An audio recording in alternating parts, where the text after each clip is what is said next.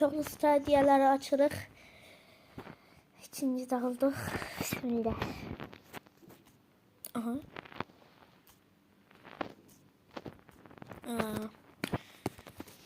Şimdi zaten bundan ne çıkabilir ki biraz sesini böyle.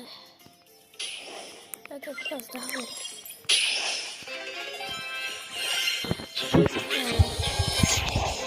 Biraz çok bir. Zemli falan böyle şey. Kredi çıksa. Kazan atmak.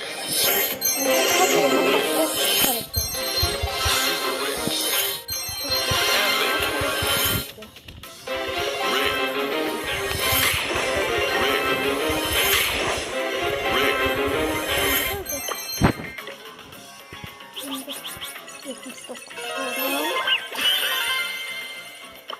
Ya buradan ne var burada?